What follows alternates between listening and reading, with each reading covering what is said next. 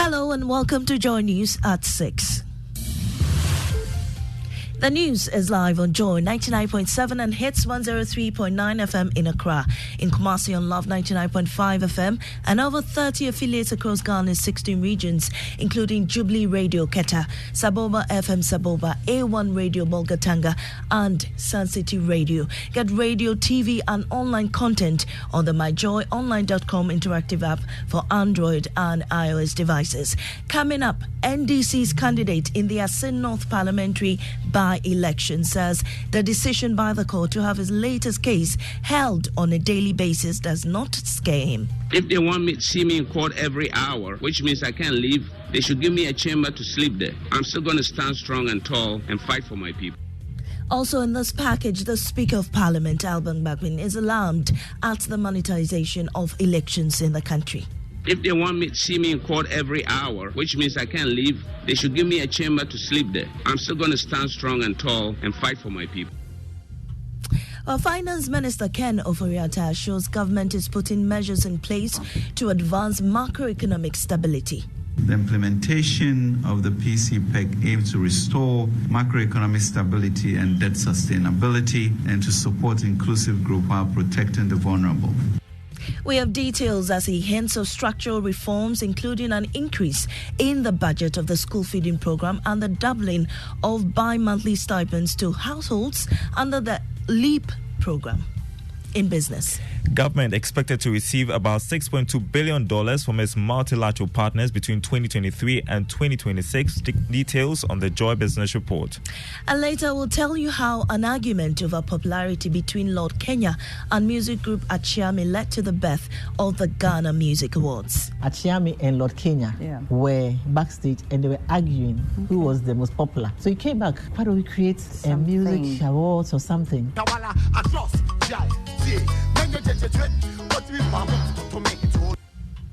I am Amiesi Nyamiche Thompson. This is your home of independent, fearless and credible journalism. Details shortly.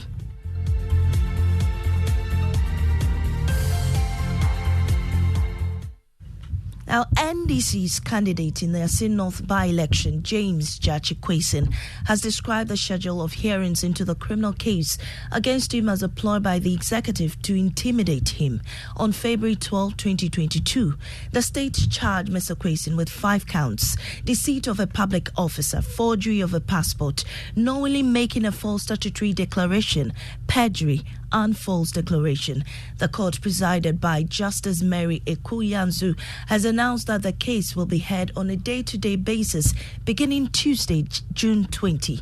Now, reacting to the latest twist, Gyakye Quayson says the development does not scare him. All the gimmicks they're playing in the courts and whatnot. Maybe I may be blind, or maybe I may not understand the system, or maybe I'm just not in tune. So are you telling me all the rest of my supporters don't understand what's going on? I said it. Even if they want to give me a bedroom in the court, Asin will still wait for me. If they want me to see me in court every hour, which means I can't leave, they should give me a chamber to sleep there. I'm still going to stand strong and tall and fight for my people. Mr. Quayson is also confident the constituents will not be influenced by money to vote for the NPP's candidate in the June 27 by-election. I've already told them, any money they bring here, they should take it. They deserve it.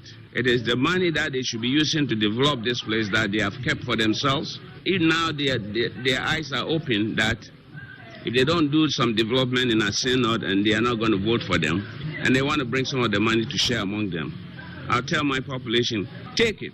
In fact, I went to some communities and I said, I would even disguise myself and come take some and give it to the chiefs and elders.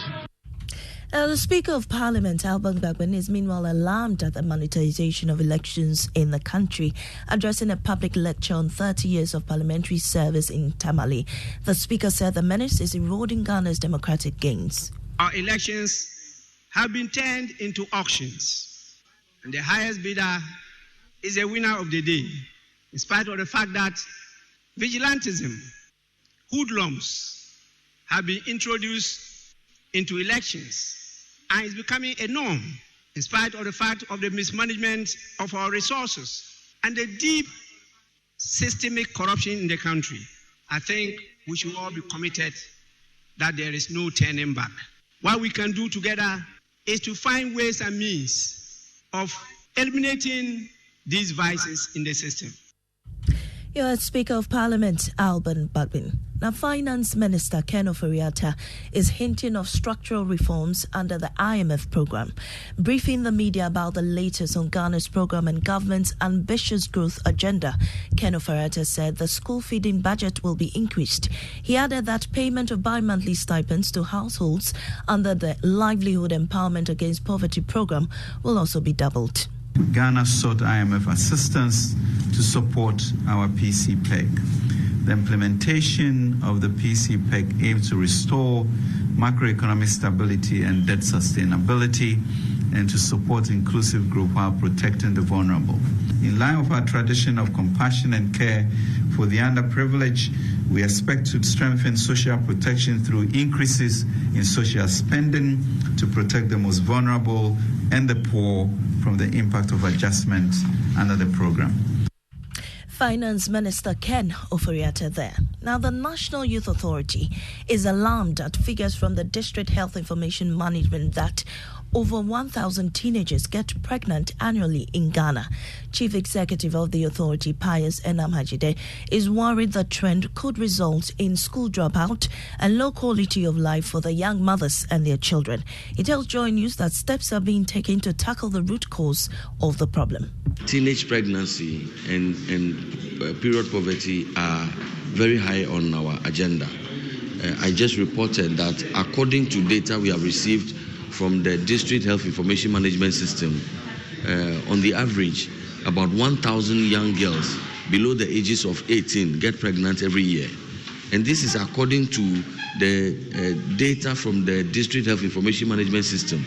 It means that the numbers that do not report to the hospitals are not even covered. So in reality, the number could be higher. And this is a major concern for the National Youth Authority.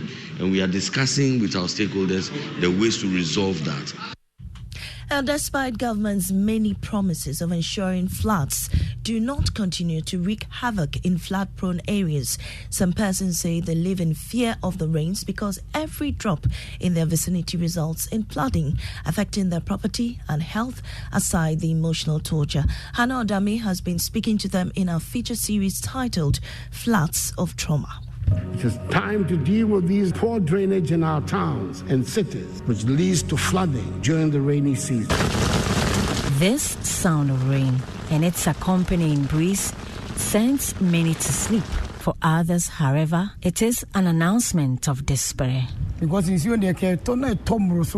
days, when it rains just between 2 to 3 hours, then we get afraid. The gathering of the clouds does not bring she and her family any joy. It is very painful. We get scared, even to put our heads on our beds. An occupational hygienist, Dr. Roland Srebo, talks about the health hazards associated with the floods and dampness that Irama and others who are in similar situation are susceptible to. After the flood has receded, the damp environment can also promote allergic reaction that can easily promote asthmatic. But Irama, who was born in this house, cannot move out. I have lots of empty rooms, which I could have rented, but I cannot do so. Hannah Odame with the first in our feature series titled Floods of Trauma. Now, 6 senior high schools in the Upper East region are gearing up to stamp their presence in the 2023 National Science and Math Quiz Championship later in the year. The schools Notre Dame Seminary, Navrongo Senior High School, Awe Senior High Technical School, Bogatanga Senior High School, Sandema Senior High School, and Bongo Senior High School will be amongst at least 135 qualified schools from across Ghana to battle for the bragging rights. Emmanuel Bright Kweku has a wrap of the contest. Notre Dame Seminary, in a masterful display, extended Bogatanga Girls' losing streak after beating them by a 30-point margin. We don't deal with past glories, so let's just wait for the future. We don't toss dice to know whether we'll win or not. We are going to win. So let it come and we'll show the results. Big boss! Bogatanga SHS triumphed over their compatriots in an impressive run, winning their contest with 53 points.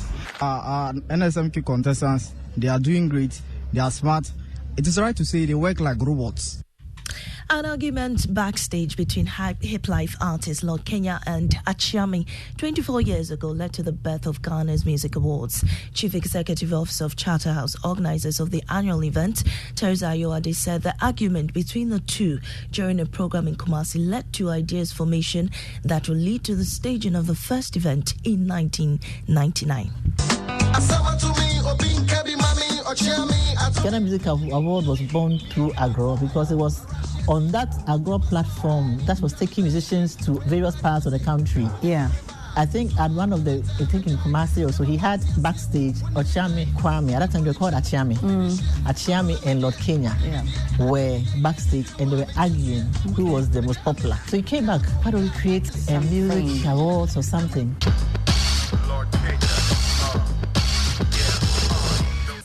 You heard Chief Executive Officer of Charterhouse, Teresa Ayoade, bringing us to the end of this bulletin. In our top story, NDC's candidate in the Asin North parliamentary by-election, James Gyakye Quayson, says the decision by the court to hear his latest case on a daily basis does not scare him. Business is up next on the Super Morning Show. I am Amisi Nyamiche Thompson.